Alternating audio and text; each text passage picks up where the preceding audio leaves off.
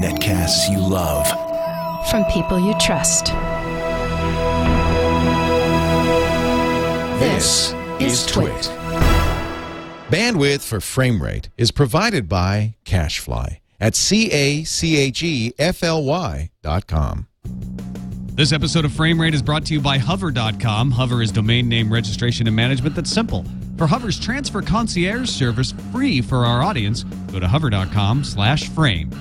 And by Netflix. Watch thousands of TV episodes and movies streamed to your PC, Mac, or TV instantly. Plus, get DVDs by mail in about a business day. For your free 30-day trial, go to netflix.com/twit.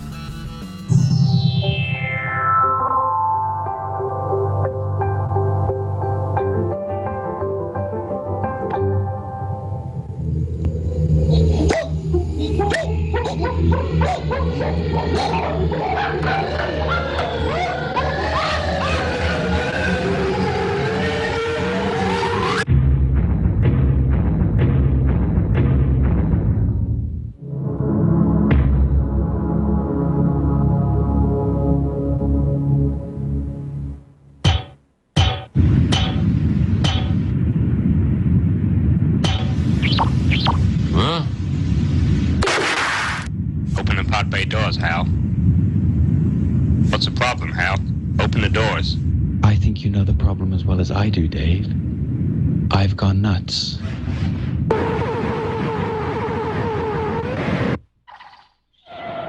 You look terrible. Yeah? Well, look at you. Never mind that. Who's that guy? And that's it. Pretty much the whole movie.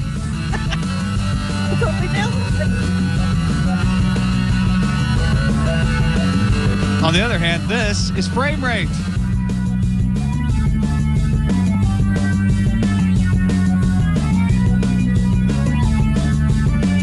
Welcome to Framerate, episode 24. I'm Tom Merritt. I'm Brian Brushwood. You know, a while ago, it seemed like our numbers were artificially high. Like, oh my gosh, can't believe we're doing the show this long. Now I look at, am I really only 24? I feel like we've been doing... You know, keep in mind also, we were like self-inflating our numbers because we would count all the betas and the alphas and the release candidates. And then, you know, we had been doing it for a while. But now, like, I think we're coming up on a year-ish of practicing at least since we got started. Yeah. Oh my gosh. Are you right? That's crazy. Okay, hold on. Ladies and gentlemen, that's what it looks like when Tom Merritt has his mind blown. June 29th, 2010 was episode 0.3, the first time we actually ever made a rundown. That means we had 2 episodes before that. So, yeah.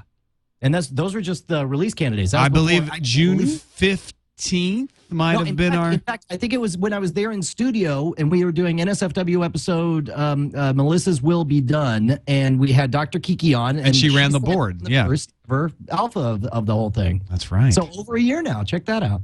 Well, not quite. June. We're not in June yet. It's May. Right. That's why I don't know my months at all. And I thought June was February because I'm not so bright. But, you know. Hold up your left hand. Okay. Hey, it's nice to see you, Brian. It is great to see you, Tomas Marit. So what are we up to? Well, we have a packed show full of news and big stories.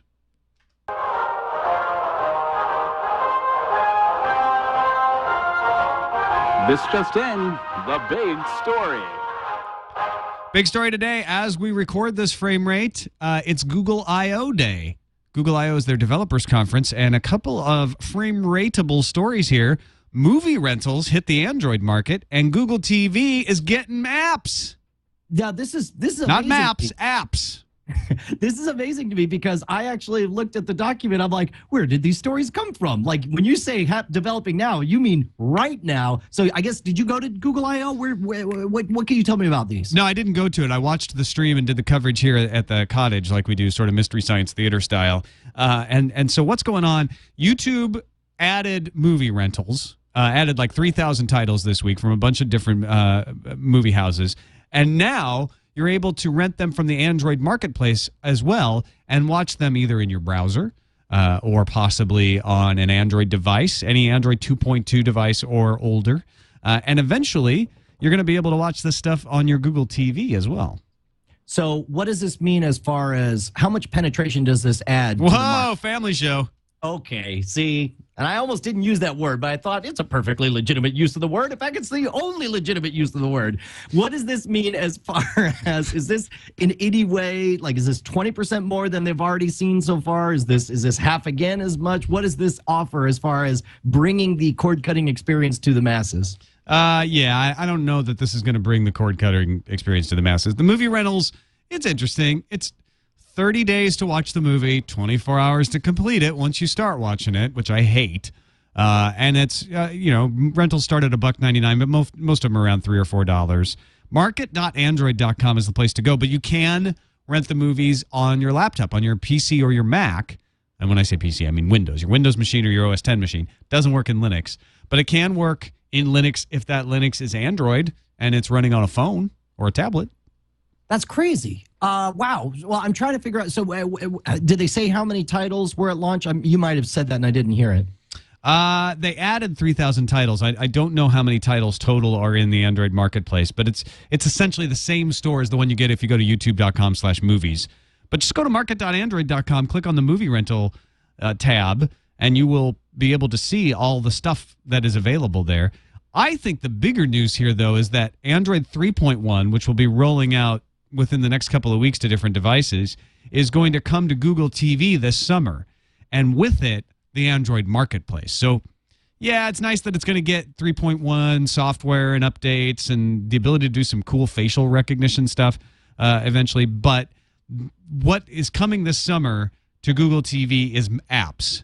You're going to get an app store for Google TV. I think that makes that box totally different in worth. And we're going to get new Google TV devices, whether it's TVs or boxes, coming from Sony, Vizio, Samsung, and Logitech. So I'm somebody who lives inside the iTunes ecosystem. Not that that's where I would choose to go, but I use an iPhone and my iPad, and so as a result, for convenience sake, I often buy stuff on the iTunes store.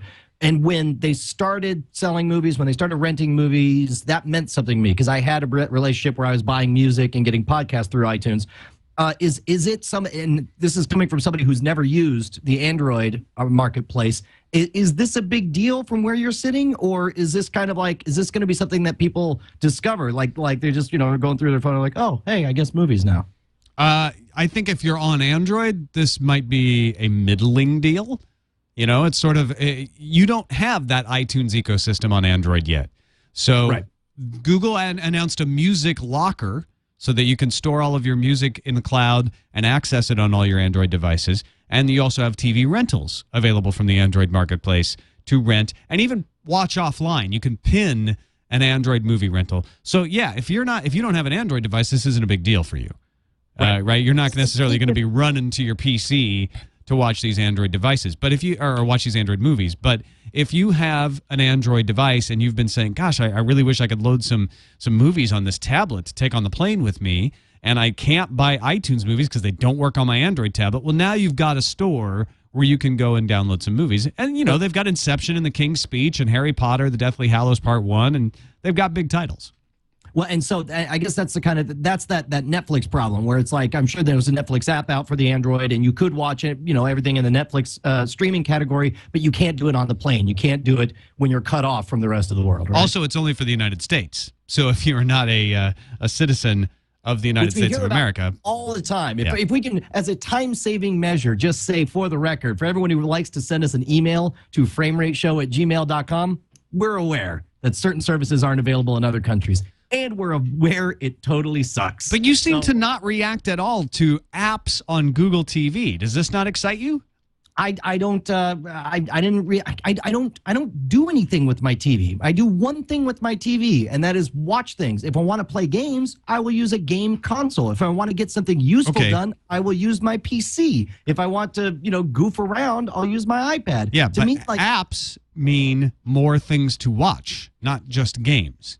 I mean, it does mean games too, but how is give me a scenario, paint a picture for me, pull a Steve Jobs and get me excited about this. Brian, one of the problems with television is how do I find the things I want to watch? How do I schedule things? How do I find things? With Google TV's Android marketplace, you'll be able to watch Netflix. You'll be able to watch Hulu. You'll be able to take advantage of apps like Sidereel that tell you what shows you're watching what shows are available, which shows you've watched, and take you right to them straight from the app. No more wondering, am I caught up on this show? No more wondering, how many of the Smallvilles have I watched and which ones are left? You just look at the app, you click on it, you watch. It's that easy. I think you're going to love it. You know, I was all prepared to be snarky and be like, oh, great, you're just grabbing my Xbox 360. But truthfully, I think it does sound pretty cool because what it's going to do is it allows a marketplace of people. I love my Xbox 360 experience. I love the video marketplace. I love the way that the Netflix app knows what I've watched and makes a suggestion, tells me what's new. It's like it's reading my mind all the time. And if there was an opportunity for more companies to be trying to outdo each other with those kinds of bells and whistles, then that could be very huge. But I guess that's another problem is I don't have a Google TV, and how good is the hardware on the Google TV? Because that's the problem. When I think of apps, I think of video players trying to play games or do some, hitting the hard limit of what their processor capability can do. And maybe that's just a made up issue in my mind. Google TV, the Logitech Review box that I own is a decent piece of hardware. It had some issues with HDMI pass-through, but that is the only technical issue it ever had. And that seems to have been fixed by a firmware upgrade. So it's a decent piece of hardware. I've never had any issue with the native apps that are on it. It already has Netflix on Google TV. There's an NBA app, a CNBC app, and a couple of HBO Go app on there. Those all work great. They deliver good HD streaming. I haven't stressed it because there's no game apps on it. So I don't know how well it would do if there was a Need for Speed app or something like that. But I, like you, don't think that's the killer thing here. I think it's interesting. You can put some games on there and play them. That's nice, but it's not set up for that. You get a keyboard, and so I'm not. Yeah, I could play some Angry Birds, check my Twitter. That's interesting to me. Those are nice little sidelines. The killer app is, can I use this to watch everything? If apps allow me, to consolidate all these different sources in one place, that's what I'm looking for. And I guess that's actually a really good point because having apps allows a lot of people who might be nervous about having their content be available for video on demand. It allows them to create their own ecosystem. It makes HBO Go its own little clubhouse inside your Logitech Google TV. And I can see the benefit of that down the road as far as getting more people into the clubhouse. I actually used my Google TV the other day to watch Game of Thrones because the DVRs that I have every once in a while don't communicate with each other, and it was recorded on the DVR in the other room. So instead of getting up and going into the other room to watch it, or getting up and like unplugging the DVRs and trying to get them to talk to each other, I was like, you know what? I don't have to get up. Switched over to Google TV, launched HBO Go, was watching Game of Thrones, looked great. So I guess the limitation I'm thinking of in terms of apps on Google TV devices, and again, this is not fair at all. I'm totally making this up. This is my perception. But when I perceive the Xbox 360 playing a video, this thing's got a ton of horsepower and is just barely using its brain to play some video for me. So I perceive that it's got way more overhead that can be filled up with other extras. Whereas I picture Google TV, I picture them making a box whose stated intention is to, I don't know, play video. And so maybe it's got, 10%, 20% overhead. So when I hear the idea of throwing apps on there as well, it just makes me suspicious. I don't know how well that's going to go. Yeah, when you have your 10-year-old device, the Xbox 360, playing video, that you're right. That's a whole different thing than your less than a year-old piece of hardware, the Logitech Review. But this is a piece of hardware that is designed to do a very small task. Okay, so it's like I'm not going to use a toaster to heat my house, even though it's the same fundamental principle, and even though my toaster is so much newer than my 10-year-old furnace. It doesn't matter. And likewise, keep in mind, you're the one who is defending having all this stuff built into televisions, which are on a 10 to 15-year buy cycle. BUY cycle. It's not riding a bike. But wow, a 10-year bicycle. It's a very impressive bicycle. It'll stick around for a long time. All right. Yeah, I believe it's the Atom processor in the Logitech Review. It's a 1.2 gigahertz processor. So it's decent. It's as good as a tablet, if not better. Well, then good. We'll see. We'll see. It's just it's a 1.2 gigahertz Intel Atom processor. What's the processor in the Xbox 360 these days? I don't know, but it's so old. And we've talked. This isn't really a frame rate thing, but we talked about it last year at E3. It's a Xenon. I am so shocked that essentially for the first time in my lifetime, all the major players are just sitting out a development cycle. This would have been the year that you would have seen an Xbox 480 or whatever, but instead everybody made toys with cameras on it. And I have suspected and long suggested that the next 2 years will be very good for PC gaming as a result, as all of a sudden these consoles look older and older and older. Although I may need to amend that because now we're seeing tablets really come in as a dominant force in gaming, like with the iPad 2. Yeah, it's a Xenon processor in the Xbox 360. I believe the graphics card is now 5 generations behind what you can get for a desktop. I mean, it's really crazy. It does have 3 symmetrical cores that are 3.2 gigahertz, so that's pretty nice. But yeah, the graphics processor is behind all that. It is apples and oranges, though, right? You know, we're not. Yes. Your point is actually still. I'm being nitpicky. Your point is well made, which is the Logitech review is meant to be sort of an ultra tablet that can do things versus an Xbox 360, which is meant to be a game machine.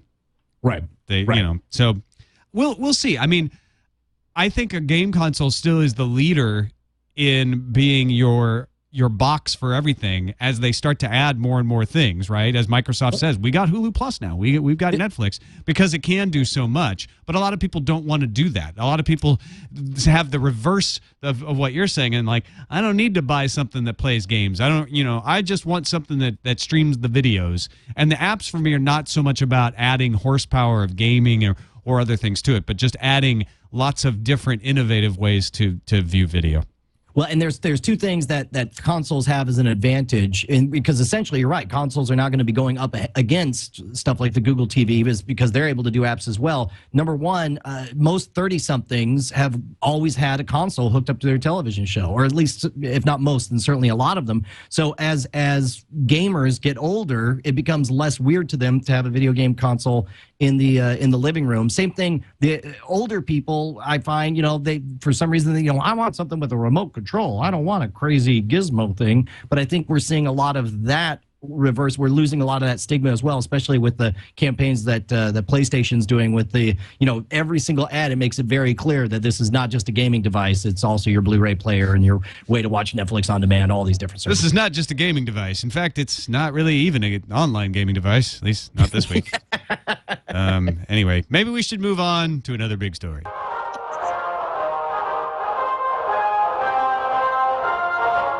Stop everything. It's another big story. Interesting article in Wired this week. As 3D hits the tipping point, filmmakers face polarizing decisions. This is as the 3D movie becomes the norm versus the exception. Filmmakers are feeling more and more pressured to force their movies into 3D conversion. The biggest line that popped out of me in this whole article is the very first one. It says, the eye-popping spawn of Avatar reached critical mass this month when for the first time 3D openings will outnumber wide-release 2D movies at the box office. Now, I don't know if that's intentionally ambiguous, saying that movies that are available in 3D outnumber releases that are only available in 2D, or if it's saying, I have a hard time believing that Thor showed up in more 3D theaters than in 2D theaters when it came out. It did in my neighborhood. Really? When we went to see Thor, I said, I'm like, well, we're at the mall and it's showing at 2:00 in 3D. And Eileen's like, do we really have to see it in 3D? I'm like, well, there's only 4 showings of 2D and there's like 26 showings for 3D. And she's like, wow. All right, well, fine. So it was far and away available at more times in 3D than 2D. They only had it in one theater with 4 showtimes, where they had it in like 4 or 5 theaters in 3D. How do you decide what movies you do and don't want to see in 3D? Like, some of them are slam dunk. Like, I think the experience of Avatar, if you only saw it in 2D, I think you saw a very familiar story with some nice, colorful visuals. But if you saw it 3D, you got a fundamentally different experience. I don't know that I'd feel that way about Thor. I did about, I loved seeing How to Train Your Dragon in 3D. I thought that was very worth it for the immersive experience. But what's your personal way of deciding whether or not you want to see it in 3D? Well, in the past, it wasn't even a decision. If it was available in 3D, I saw it in 3D because not that many things were in 3D, and I wanted to experience in 3D and see what it was like. these days, it's starting to become a decision. I saw the Pirates of the Caribbean trailer before Thor, and that looked awful. The trailer was in 3D. Everything was flat, but had depth, right? So it looked like little cardboard cutouts of Jack like those, Sparrow and Penelope Cruz, were like paper puppets. And then there was a background, distantly behind them. There was no roundness to anything. What were those things called that had the stereoscopic and you clicked it, the wheel forward, like color filmations, or what were those things? You know what I'm talking about? You've got the ice cream. ViewMaster. Thank you, Jammer B. ViewMaster. Okay. I actually have ViewMaster in my house. No way. Yeah. Yeah, but that's what it looks like, right? So it's like you got these 2D elements placed with just a depth of field, and that's it, right? But it looks like we're going to be having less and less choice, because you can shoot in 2D and convert to 3D rather cost efficiently. And Chris Cookson, president of Sony Pictures Technologies, says 2D to 3D conversion has the potential to far exceed what you can do with native capture because you have so much control. Yeah, sounds like the studios are all about this. Yeah, we had talked about this a while ago. A friend of mine from high school now works over at Warner Brothers and was saying that even movies that from the ground up, like decided on day one, this is going to be a 3D movie, we're going to shoot it as a 3D movie, we want it to be a huge experience, they're finding that the stereoscopic cameras are a big enough pain in the butt, and they end up not using so much of the capability of it that they're like, we'll just shoot it in 2D and fix it in post. Fix it in post. But that cardboard cutout syndrome that you get when you convert is what happened with Pirates of the Caribbean. So you have to be careful. Apparently, you have to put a lot of human touch to it. Well, I thought the 3D in Thor was mostly good. I didn't have cardboard cutout syndrome that much, but apparently Kenneth Branagh, the director, took a lot of care in where to use 3D and where not. Well, and that was one of the interesting ideas that I saw, was the idea that for a close-up shot of somebody's eyes or their face, where it would be distracting to have the nose poking way out of the screen, they actually kind of flatten it. And like, did you notice those moments when you're like, oh, now it's flat, now it's not?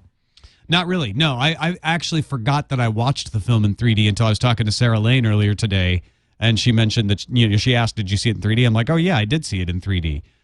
Which I find that a sign of a good 3D movie is that I don't notice it. I just kind of get lost in the world, and that's good. Yeah. So I guess since we're talking about Thor, we'll kind of jump ahead here. Can you give us your nickel review of the show?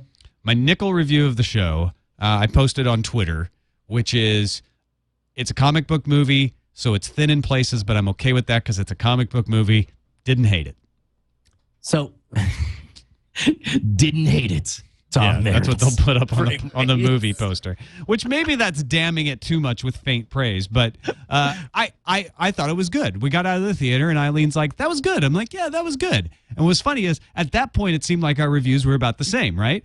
And then as we talked, she's like, yeah, I really like this and I really like that. And I was like, yeah, that was all right. I was a little bugged by the fact that, they were able to like change the guy's identity when they didn't even have their computers because they'd all been stolen. But whatever. She's like, oh, well, that didn't bother me. I thought this was amazing. I'm like, yeah, that was pretty nice. And it turned out she was like, I really liked it, and mine was like, it was okay.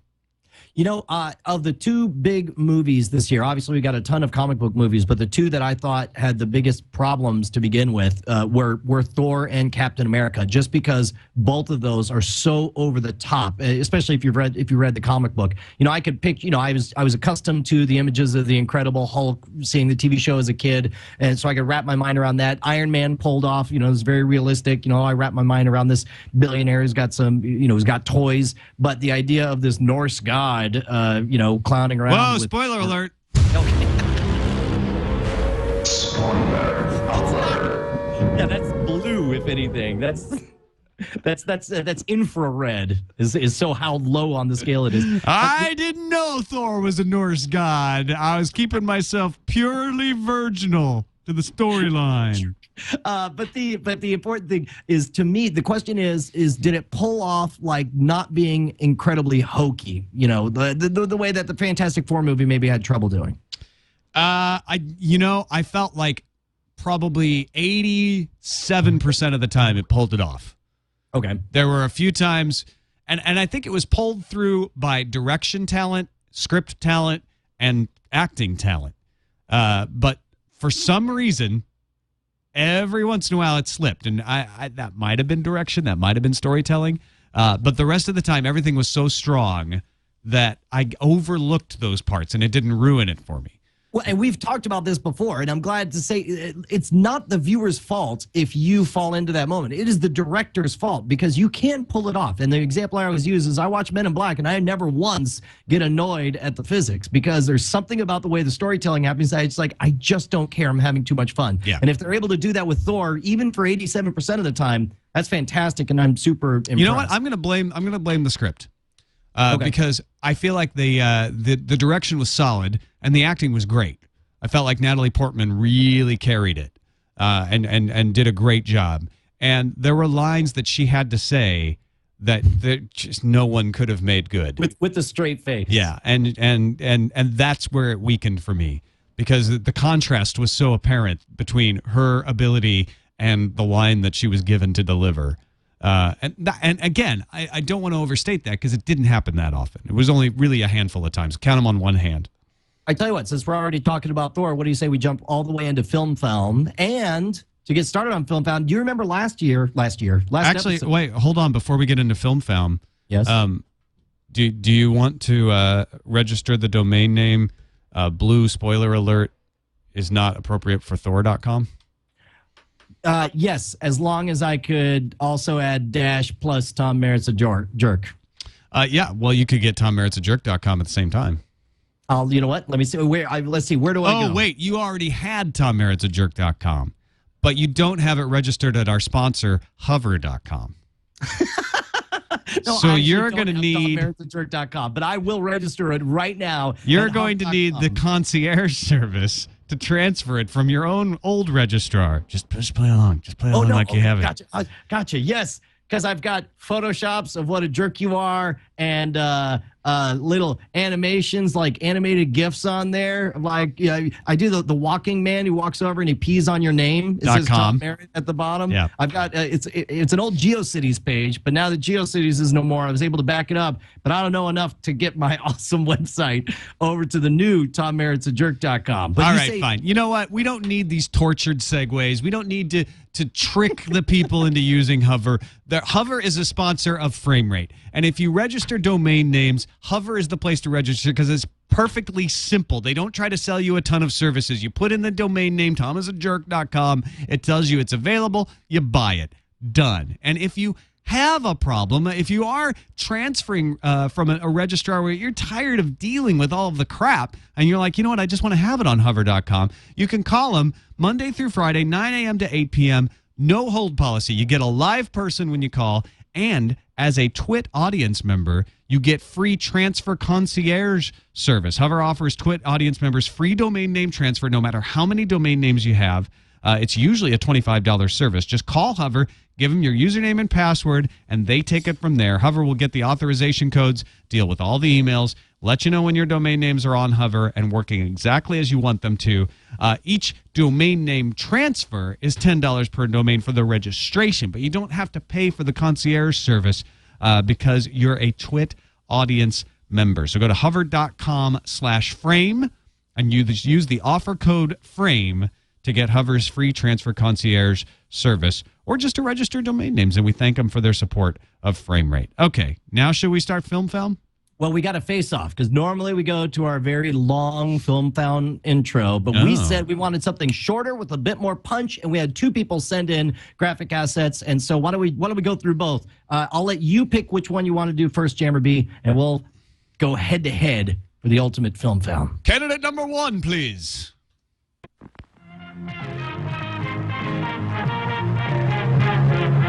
Okay, this is a local TV evening movie special from 1978. Yeah, it was labeled as the Grindhouse version. And I think he was riffing on the beginning of that Call of the Dead, the Treyarch production that they did at the beginning. Gotcha. I like that one quite a bit, although I do think we could speed it up a little bit on the animation. I think his typeface was a little too modern. That was the only thing that took me out of the Grindhouse world. Yeah, maybe a little more, film decayed on there. We should make the assets background available. was killer, though. I love the background and the music. All right, candidate number 2. What have you got for us in our Film Found transition?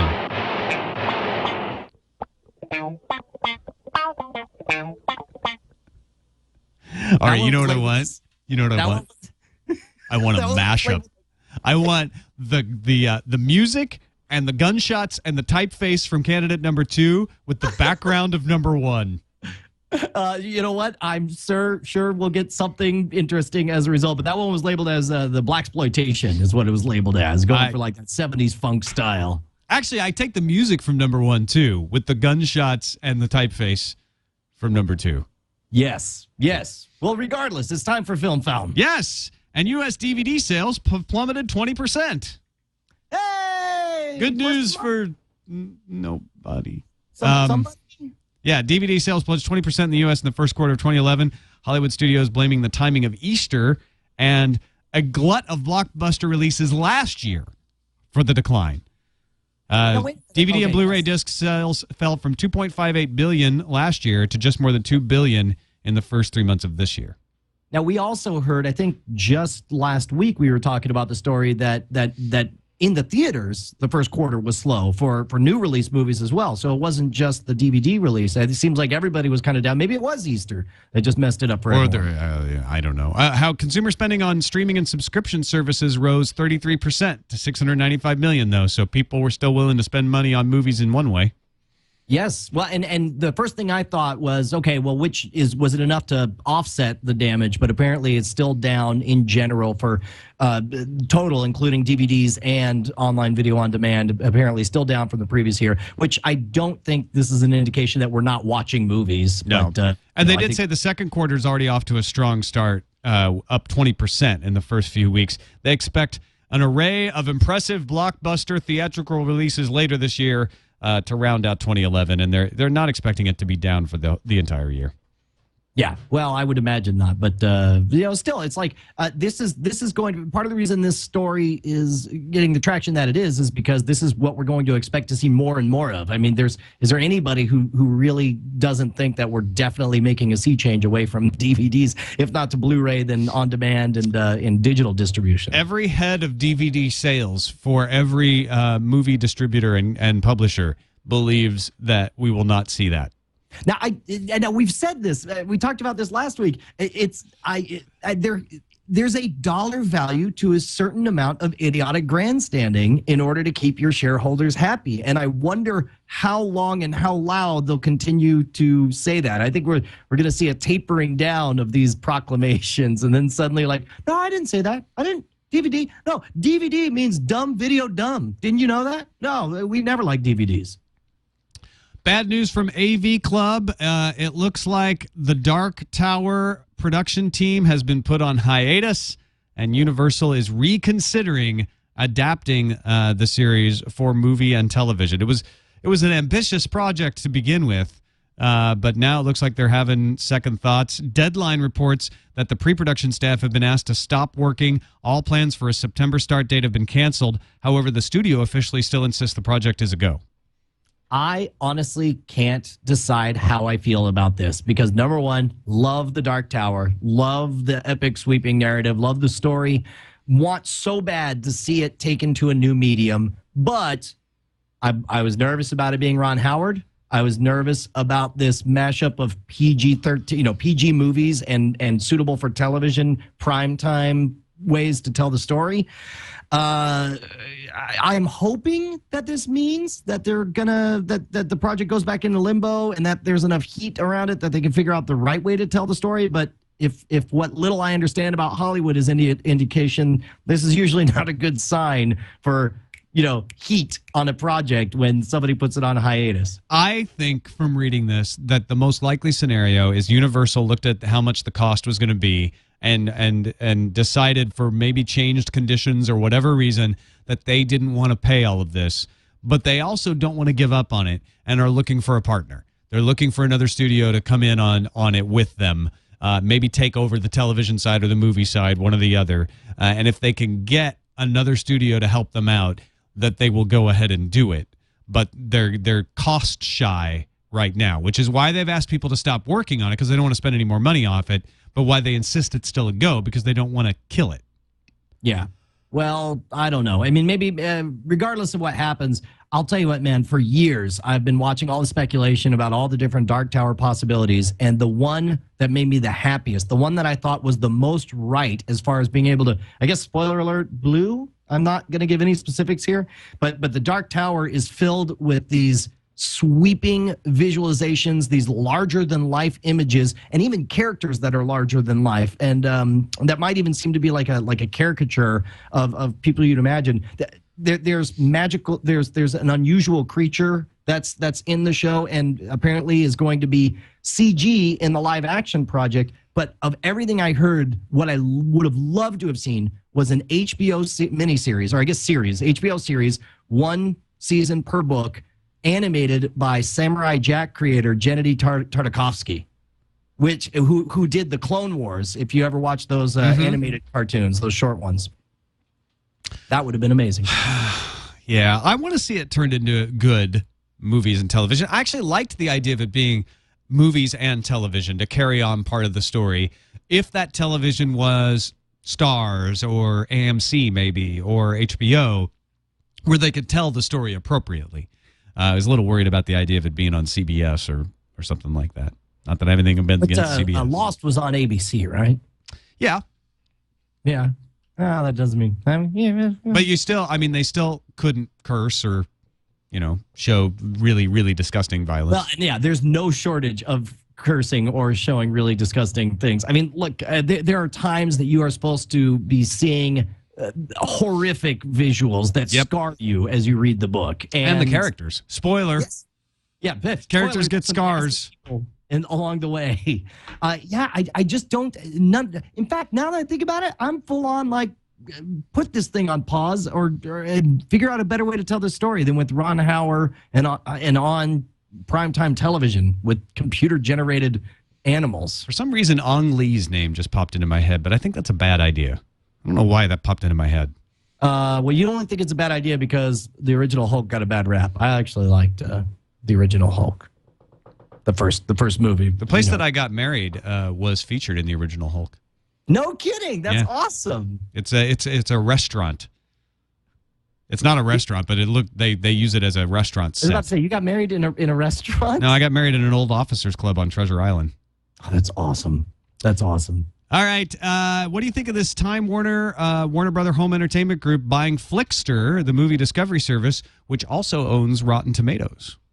I understand why they'd want to do it. I question, is it ever a good thing when a provider of movies buys a way to discover movies? Or I don't know that it's such a good idea, although there could be some good effects from it. They want to run Flixster as its own company still. They're not going to fold it into some department at Warner Brothers. And they really want to use it to learn about digital ownership and digital viewing. And so Flixster may be able to have some good effect on Warner Brothers. I'm not sure that it'll work the other way, though. Yeah, I don't know. I don't know what they... I understand why they want to do it. If this really is their goal, if they're looking to, if they want a map of the digital video ecosystem, then you've done very well. You bought a GPS system with Flixster. You're going to get incredible amounts of data to mine. But I don't see why they needed to buy the company in order to do it. And I think there's a substantial appearance of impropriety. I mean, it changes things when you're like, oh, you'll never guess what production showed up in your recommendations, or, and obviously Rotten Tomatoes as a review aggregator, for the most part, they can't juke the stats on the percentages of positive. No, and I wouldn't worry about that. I think Warner Brothers has enough content sense not to mess with Rotten Tomatoes. I don't expect them to come in and start saying, well, you've got to weight your algorithm to be positive towards Warner Brothers movies. But it's always going to make people wonder, right?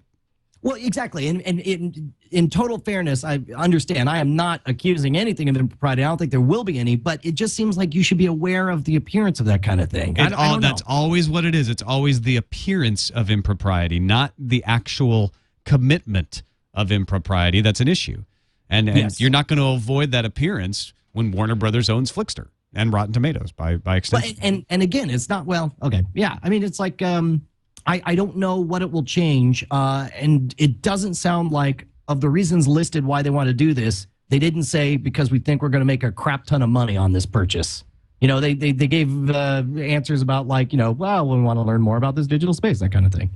Yeah, and that's why I say I think Warner Brothers could learn a lot about digital and what people want and what kind of portability options people want with movies and the idea of digital everywhere and owning a movie and being able to watch it on all your devices.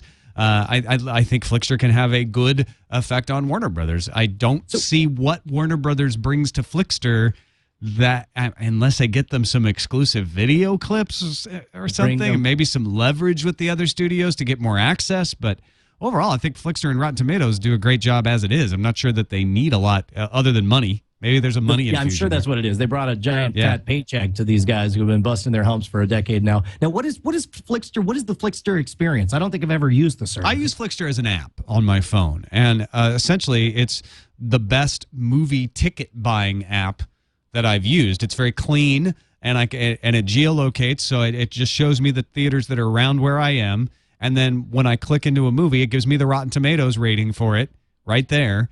So I know, like, oh, okay, this movie's getting good reviews. And then I'm able to buy tickets right from within it. Man, they really will. You know what? The more I'm thinking about this, proprietary be damned, they're going to have amazing inside sauce as to what consumers respond to. They're going to be able to personally track for their own movies like, wow, 38% of our people decided within 10 minutes of the movie that they were going to buy the ticket. That's amazing. Or, you know, whatever other data that they can do. Or it's like, you know, people who went, you know, even people who go to Rotten Tomatoes and see a 20% positive review still end up buying the tickets. I mean, that's the information that would be a freaking goldmine. Goldmine of data, absolutely. Netflix CEO Reed Hastings in the news interview with Peter Kafka swears he's not out to kill HBO. He says he and HBO compete like football and baseball. Of course, talking not only about the battle of words with Books from Warner Brothers over Netflix getting access to TV shows, but also talking about the idea of producing in-house television shows, which they have that one House of Cards TV series that they're going to produce backed by Netflix. Yeah, it's interesting to see not so much a war of words. It's not like there's a war of words. It's the war of words they're not saying. Everybody, like Netflix, is very careful in this interview to downplay the importance and the relevance of what they're doing with House of Cards, and in fact try to liken it to other projects. What did it say? Like Friday Night Lights was not going to be renewed by NBC, but they were doing so well on the video on demand. I think DirecTV was that they were able to. I don't know the full story, but they were alluding to another story where they either were going to finance it themselves or they were about to finance it themselves, and it influenced NBC to keep going or something like that. Yeah, DirecTV. I think DirecTV was going to produce it alone, and NBC said, "Well, shoot, if it's worth that much, then you know we should keep doing it." Right. Go ahead. No, that's all. I mean, I just think it's interesting how Netflix is handling all this attack. Instead of attacking back, they're saying, hey, no, we want to work with you guys. You know, and I think that's been the brilliance of Reed Hastings all along, doing a service that could be seen as very contentious to the movie industry. He's been able to say, let's do it in a way you're comfortable with. I want to rent DVDs to the world. Let me do that in a way you're comfortable with. I want to stream movies to the world. Let me do that in a way that you're comfortable with. And this is his biggest challenge because it's being conducted in public, very publicly for the first time. And he's saying, hey, you know what, Time Warner? I just want to do this in a way you're comfortable with. I don't want to drive HBO out of business. That would hurt me. And Books from Time Warner has even backed up and said, kind of snottily though, you know, sure, Netflix can have all our reruns. And Reed Hastings is like, good. That's what we want. Yeah. That's what we want to be. This is, I'm going to term this the Weird Al defense, where it's just like, what? You're going to make like a real crappy version of my music and make a video making fun of my video? This is a terrible idea. And Weird Al's just like, hey, bro, the only reason I'm doing it is because everybody loves you. Nobody's going to confuse the two of us, but they think you're so great. They think me doing a funny version of it would be great. By the way, I'm going to write you a check. You know, it's like, I think Netflix is the Weird Al of this scenario. Yeah. All right, before we get into the movie draft check-in, we got one more story that we should go to spoiler alert yellow for. Oh, yes. This is some rumors about the plot for the Avengers movie. Now, And we should say this. We're putting up spoiler alert yellow, but for some reason, and it even says in the headline of this is from comicbookmovie.com, says rumor, more potential spoilers for the Avengers revealed. Now, normally I'm very spoiler averse, especially for movies that I intend to like. And this thing has everything going for it. It's, it's got, what's his name, who I love so much? Joss Whedon on there, right? yes. Yeah, and so, but for some reason, when it's a translation of a book or a comic book, or if it's a story I'm already familiar with, man, I just don't care about spoilers at all because I'm already familiar with the story, right? Do you have Right. any hesitation? Well, there's two things, right? One is it's about what elements of the story that is already known will exist in the movie, and these are rumors. We don't know for sure that this is how the movie is going to go. So it's not even really a spoiler if it doesn't end up being true.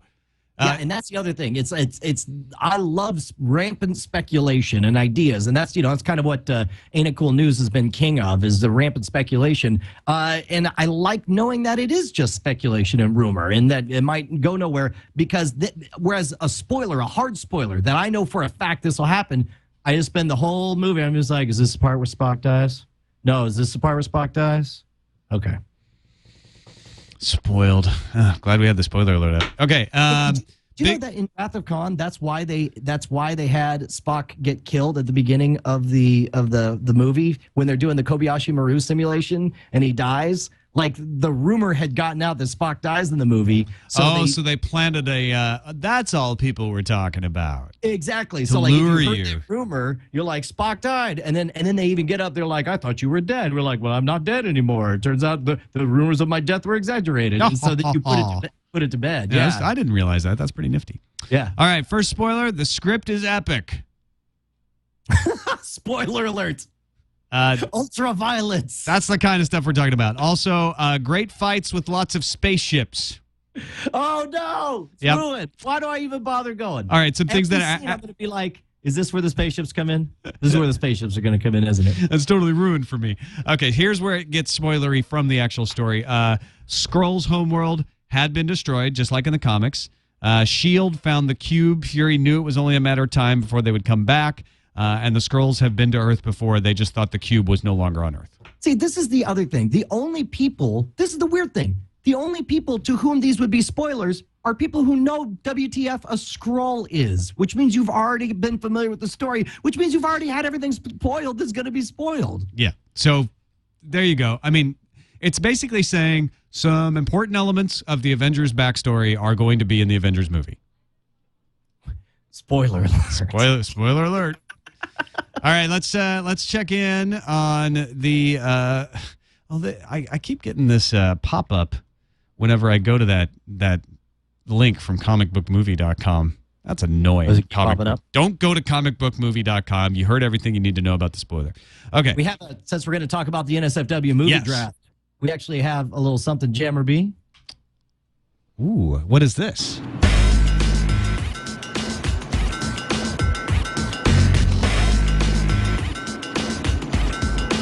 Wow. I feel like I should be in my tie again. I know, right?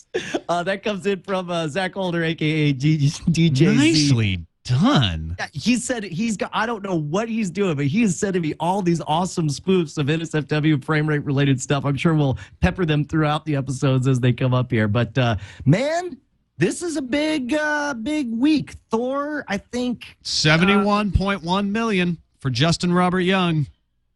And now honestly, I was a little underwhelmed by that. I figured it was going to be 80-85. So I mean, it's not like it did poorly. Oh, you have 78, and you're in that one. Maybe I need here's what you should see is by the way, he's got 78 total. That's what it is. Yeah, if you go to draft.nsfwshow.com, you can see these are all updated daily, and of course, I think there's a Twitter feed that you can follow as well. If you go down to the bottom, it'll tell you who to follow. But a couple things that are of note. Right now, this was a big one for me because I was out of it. I was screwed. All my movies had underperformed expectations, but then Fast Five came in above expectations with like $83 million last week. And now it's total $142 million. So it had a great second week.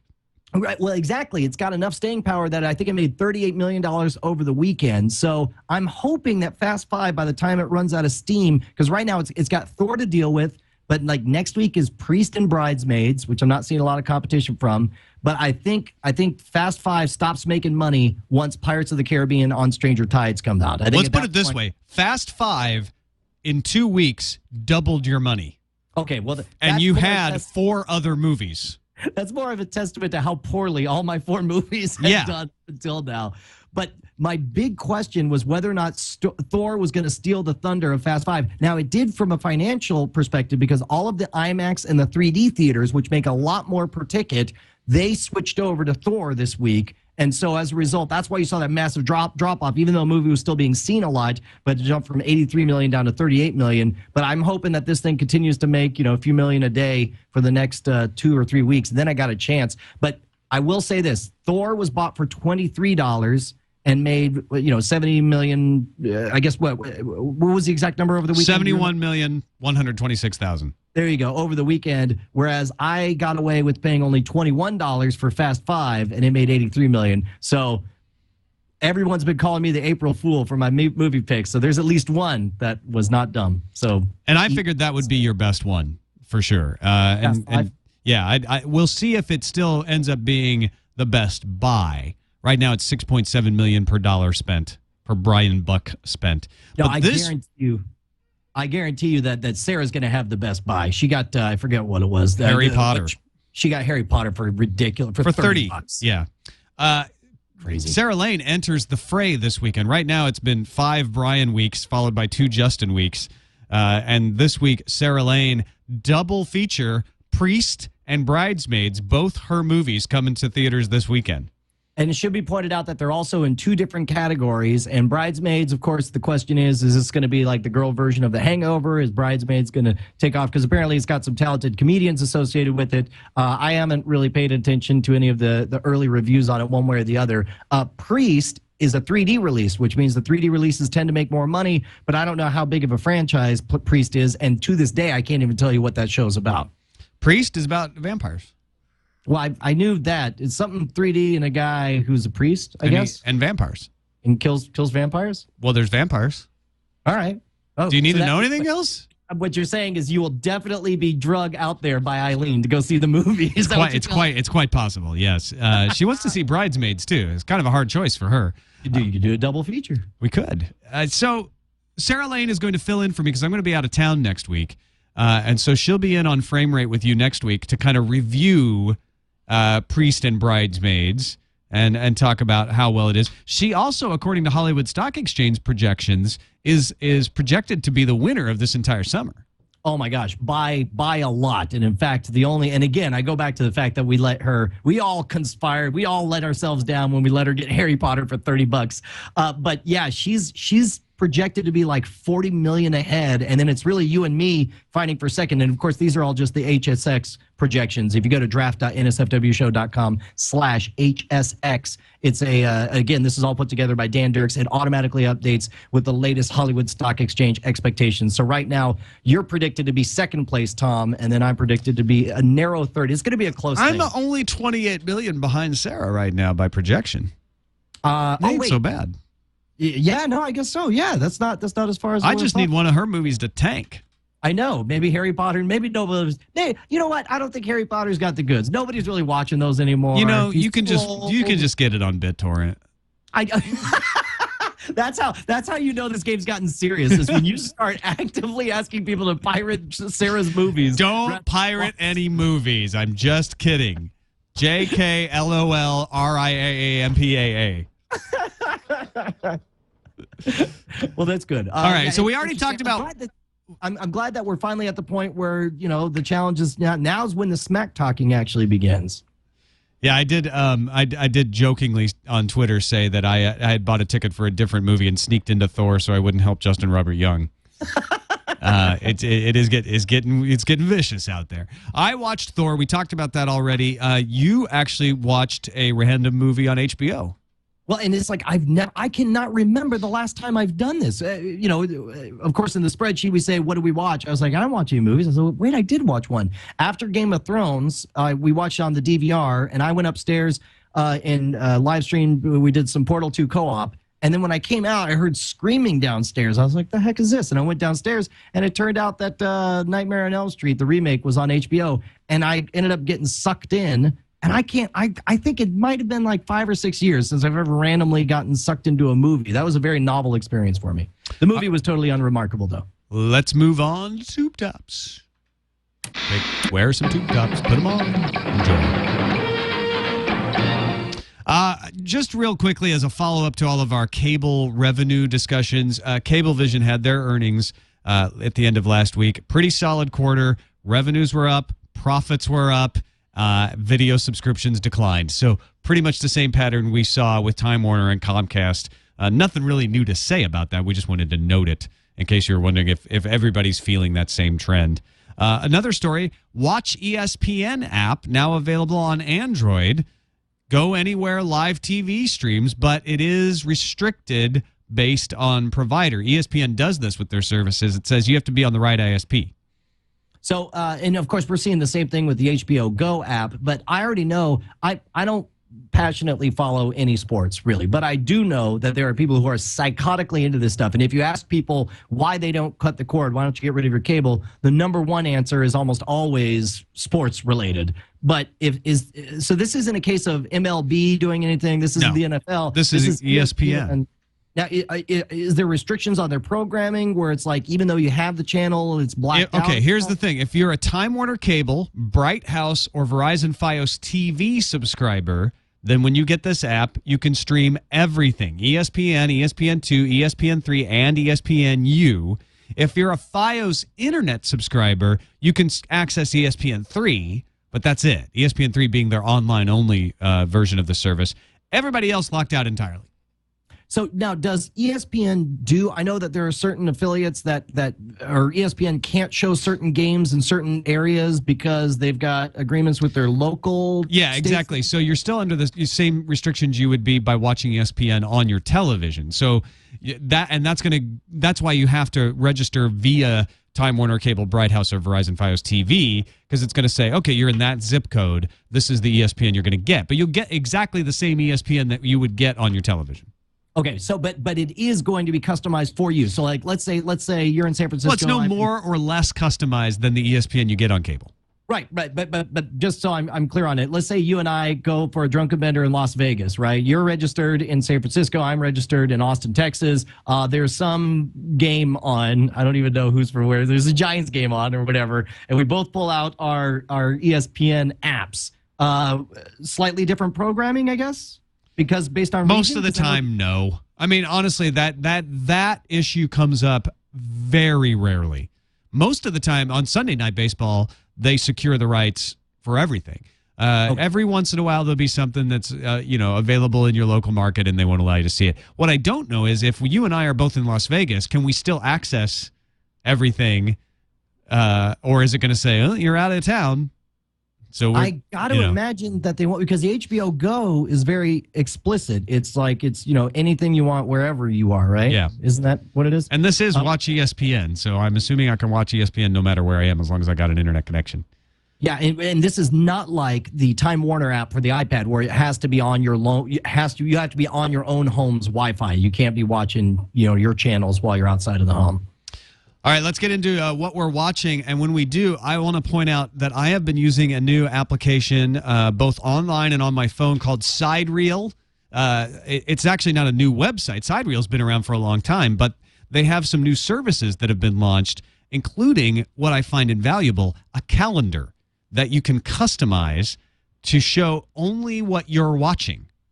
Wow. So right now, I look at my calendar. I'm in my profile, and it says the next show to watch is coming up Thursday, The Office. Friday, Smallville. Saturday, Doctor Who. Sunday, Game of Thrones. Tells me what the shows are and what time they're on. It's this literal realization of what happens in our minds anyway when we open up the TV guide and we only see the programs we care about. But in this case, you literally only see the programs you care about. And you can customize it. The other cool thing is it allows you to note which ones you've watched. So if you're catching up on a season and you've got 7 on the DVR and you can't remember if you've watched them all, You can use this to find out, okay, did we miss any? Did the DVR not record any? Because it's going to have all the episodes in there, and you can see, okay, I watched those. That description matches that, so I haven't missed any. Okay, I'm going to start there. It's even better if you're going back and catching up on an old series, and you're maybe watching some of them off your DVR and some of them on Netflix, and you got DVDs. You can compile it all together and be like, okay, this is the master list, and every time I watch it, I mark it. I'm fascinated with this app. I think it's brilliant. That's actually great, because how many times have you run into that situation where you're like, what episode are we on? 5 or 6? And you're like, I think it was 6. And you start it up and it's like previously on Lost, and then major spoilers in the previouslys. You're like, oh, no, I was on 5. I did that this weekend. I wanted to catch up on Stargate Universe and Sanctuary. Stargate Universe had its series finale on Monday. I was like, I've got to catch up. I used Sidereel to make sure that I hadn't missed any, and I knew exactly which ones to watch. And awesome. I have to say, so sad to see Stargate Universe go. Final episode was tone perfect in its ending. They knew they were getting canceled, so they did an ending episode, but they wrapped it up in a way that it could be brought back, but they also wrapped it up in a way that it could never be brought back. And that sort of indeterminacy was perfect. You got the sense that, oh my God, the story is ending too soon because of circumstances. It was so well done. Wow. I know they did kind of a similar thing there, the third or fourth to last Firefly episode. It was after they knew that it wasn't looking good for the series, and there's a moment that they have, like some character dies, and there's this really sentimental moment, and it's like, that's really the show. That's what the wake is for. Yeah, exactly. And then that's what's going on with Stargate Universe, which. Wow, did it do a 180. When it started, I liked it well enough because it was Stargate. But, I wasn't thrilled. It just got better and better. By the time they began the second season, I was hooked. And the stories got better throughout the second season. They were brilliant at the end. I thought they did a fantastic job, and I'm so sorry to see it go. Now, you as somebody who loved the story and loved the experience and was frustrated with the ending, would you recommend somebody go back and watch it all the time? Because again, it's the Firefly syndrome, where it's just like this little archive of heaven for sci-fi people. You need to watch it from the beginning to the end, and you will love every moment of it. But I know that it's got kind of a rocky backstory with the Stargate Universe. Should I go watch it or no? I mean, you're going to give a lot of trolls the wrong impression by mentioning Firefly and Stargate Universe in the same breath. They're not comparable. I'm not saying that. Just because Brian brought up Firefly as an example, don't get the misimpression that we're saying. Jeremy can roll it back. I think you said it's No, better. I'm talking about impressions, not what we actually said. I'm combating the people who don't listen closely. So for those people who don't listen closely, very clearly, Stargate Universe is not as good as Firefly. Put down your guns and take off your brown coats. I love Firefly. Say it. Better than Firefly. Stargate Universe, on the other hand, very good. I think if you're going to go back and catch up and you can watch several episodes at a go, that you can get through that first season without as much hesitation and weirdness as you had watching it. But you could also maybe skip an episode. I'd watch the first 3 and then just look at the descriptions for that first half of that first season and maybe skip some if you want. Second half of the first season I would watch. And I would definitely watch the entire second season. Wow. All right. I'll give it a try. Maybe. Totally better than Firefly. Sanctuary is back, and I'm a little disappointed. It's in its third season, and third season is usually the magic season for any series. It's usually when it really just like gels, and I'm not feeling it. I still like it. I'm still going to watch it, but I'm a little underwhelmed. I kind of wish it was pushing it that far to where I was recommending it to everyone, and I'm not. Fringe finale, wow. All I got to say is go catch up. For God's sake, go catch up before next season. All I know is at some point, I guess it was on Friday night, but all of a sudden, I got hit with an explosion of tweets, just anger at me for not having started Fringe. There's something about that that's just all right, now Brushwood's just a complete freaking idiot for not having watched Fringe. So now it's got to happen. Last week's Doctor Who was good. It was okay. You could skip it. It's, pirates and interestingness. It was kind of one of your classic of the reboot Doctor Who, niche episodes. If you're really into pirates, you're going to love it. If not, it's missable. This week's Doctor Who coming up, written by Neil Gaiman. Really? Neil Gaiman wrote it. So I'm saying if you want to get into Doctor Who and you don't want to go watch all of the backstory of everything else, watch this weekend. Okay. Wait, do you know anything about it? Is there something about? Is there a specific reason you're saying that? That was very mysterious. Well, Neil Gaiman is brilliant, and that's all I need to know. Okay. All right. Yeah. Everything he touches turns to gold. It does. And in fact, actually, you know, one of the things we haven't talked about is the upcoming American Gods project on HBO, right? Are you familiar with yes, I've heard about that, and I know about the casting call to do the audiobook as well. But we've been talking about it on Sword and Laser, the fact that they're going to possibly do an HBO series on it. Yeah, you've read American Gods, right? Yeah, I've read it twice, actually. Yeah. It seems like it would be another perfect, if Game of Thrones is right for HBO, then I think American Gods definitely could be as well. Or Game of Thrones. Game of Thrones. That's what they're going to rename it to. It's going to go to Showtime in an effort to steal market share. They're going to call it Game of Thrones. All right. Game of Thrones. I assume you watched it this weekend as well. Dude, I'm not gonna kid you. First of all, let me say, I think on Friday I was sick, and so I was just like, you know what? I'm gonna go through all the rest of the first season of Boardwalk Empire, watch like 5 or 6 episodes, and by the end of it, I can say I'm fully invested in the story. I know the characters now. The world, I actually like the fact that they don't hit me over the head with the fact that this takes place in the Prohibition area. It feels like a real space to me, a real world. I want questions answered. I want to see where things go now. And I'm like, oh, good. I'm into it. And then 2 days later, I watched Game of Thrones, and I was just like, I don't give a rat's ass about Boardwalk Empire. The moment I wake up Monday morning, I'm sad because it's 6 more days until next Sunday when I get to watch the next Game of Thrones. And it's not because I've already read the books. It is because this is a freaking phenomenal, in-depth, beautiful show with characters that have machinations within machinations, and you can taste the deceit in them.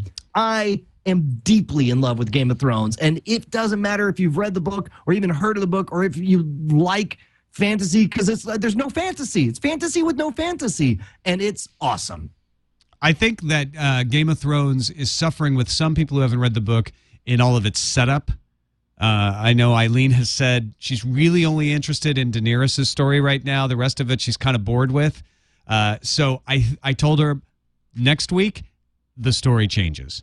Next week is when everything begins. All of the setup they've been doing, introducing you to the characters, getting you to know who the characters are and the interrelationships, that's prep work. I still find it compelling, and I think most people do. But if it has been dragging for you a little bit, hold on till next week. Because all hell is about to break loose. Especially this 4th episode was the most heaviest, where they were telling backstory. I mean, there's entire moments where there's a scene when, of course, Littlefinger leans over and says, "Hey, see that guy? Let me take 4 minutes and tell you a backstory about him." It's very dense with backstory and talking about who is related to whom and stuff. And a lot of it is going to fall off your brain. It's going to roll off like water off a duck's back. And that's kind of how it was reading the book as well. But when you need to remember, you will remember. That's all I'm going to say about that. And winter is coming. All right. Yes. Quick break to thank our other sponsor, Netflix.com. Of course, you can get DVD movies in about a day, but also streaming thousands of titles right to your PC, your Mac, your Xbox 360, your Nintendo Wii, right there on your television. You can watch all the kind of movies. We talk about it all the time, and you can get a 30-day free trial right now at netflix.com/twit. If you had to recommend, Brian Brushwood, one movie that would compel someone to try out Netflix for 30 days for free in order to support Frame Rate at netflix.com/twit, what movie would that be? You know what? I'm not even going to limit to one movie because there's so many good movies that I'm going to say, if we played Mad Libs right now, dangerously, give me a noun, an adjective, and a exclamation. Quick. A noun. A noun? Yeah. Ball. Bald. Ball. There you go. Ball. All right. Now give me an adjective. Rough. Rough. And you know what? I'll just do ball and rough. We'll see what we get. And we got Christian Bale movies. We got he's a rough ball, all right. Roughness, the movie about football. We got Rough Magic. We got Monsters Ball. We got Rough Riders. Smoking Aces 2 is available on instant streaming here. We got Ballistic, X versus Sever. Look, I'm telling you, you can't go wrong. And the best part is, do you know what the best part about Netflix is? It's not the fact that you can get DVDs in one business day. It's not the fact that they have thousands of titles of TV and movies available for instant streaming on a variety of devices, including your Nintendo Wii, your Xbox 360, or your PS3. It's the fact that it can read your mind. Nobody talks about the Netflix recommendation algorithm, where you tell it what movies you like, you rate them on a scale of 1 to 5 stars, and it can figure out what you're going to love or hate. And in fact, you'll notice that when you look at a movie, it'll say on there, our guest for you. It'll say like, our best guest for Brian, 2.2 stars. Now, and it'll say what everyone else likes is, most people, it's 2.9 stars. And sure enough, man, that's the game. Watch one of these movies and then give a rating, and you'll see that, boom, they get it right every freaking time. Netflix is mind-reading powers. Try it out. 30 days free. Netflix.com/twit. Let's move on to Interferon.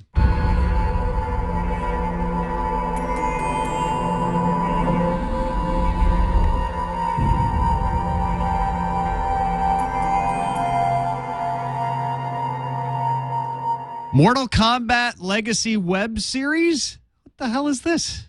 I know, right? This was one that came in from the email. I got like 3 emails from people bringing up like, oh, you got to talk about Mortal Kombat Legacy. And I was like, oh, of course I do. I also need to talk about, the Tetris, the movie. And then at some point, then one person wrote in and said, I could care less about the video game. I could care less about the terrible movies from the 90s and the early 2000s, but this is really something special. And the story goes that this guy had put together, I'm going to go see if I can cue it up here. Maybe Jammer B can get it on his end. But the story goes that the guy had put together, he'd spent thousands of dollars producing this and had intended to pitch the idea of a reboot of the Mortal Kombat franchise as a TV series. And this is the part that I don't know if it's true or not, but allegedly he uploaded it to YouTube intending for it to be a private video or an unlisted video, but instead went public and generated a bunch of buzz because everybody thought they were seeing leaked footage from a new Mortal Kombat movie. And we're talking about like I glanced around through this thing. The quality of the production is fantastic, and you see Hilo from Battlestar Galactica's in there, and a number of other Jerry Ryan, 7 of 9 seems to be in there. Yeah, and it really looks good. I'm just going to grab a random scene. I don't know if this is going to end up being something that really shows it off well or not. But I think this is. But he has got a deal to do webisodes, right? Well, that's just it. Is they pitched the show and they said, you know what, we're not going to do a show, but we love what you're doing here, and it's amazing that you're able to do it on a budget. Why don't you keep doing it? So he's making it as a series of webisodes, and I think this scene here, you got Sonya is spying on these guys while she's getting ready to. And they're very clear that this is all TVMA. They're like, this is not for all audiences here. But the production quality is like anything you'd see on television. Dragon's Warehouse, 20th and Wash. Hey, look, it's 7 of 9. Weapons to be shipped out tomorrow under code name Cyber Initiative. I think this is what we've been looking for. It's cool. Here, I'm going to see if I can jump ahead here and see some of the other scenes here. But is this something you watch? Is there a stigma about webisodes that would keep you from watching this, Tom? There's not a stigma about it. The reason I don't watch webisodes more often is I'm not in a situation where it's easy. I have to remember that it exists. Then I have to remember where it exists. Then I have to have the motivation to go to that place if it exists on the device that I'm using. It's theoretically, yeah, I can watch a YouTube video on my television through lots of ways, through the Roku, through the Google TV, through hooking up a computer. But it's not. I don't have a habit built up for that, and it's not super simple. Yeah, this is kind of the weird. We talk all the time about the kind of the top-down perspective of high-end content filtering out into the web, but I love seeing the reverse, man. I love seeing people with cool ideas and a passion for what they want to do, taking, especially, let's face it, the Mortal Kombat movie franchise is not exactly, A-list material. It's not super valuable property, so they can afford to take a risk and do something nutty and just let somebody run around and make episodes for all we know, like, $3,000 on a donut per episode. Also, JerrySeinfeld.com is becoming a home for all of Jerry Seinfeld's video. In fact, saying that, you know what, why would I go to pitch to an executive producer a TV show and get feedback from them when I can just put some video up on my own website and get feedback from the audience, whether it's something they like.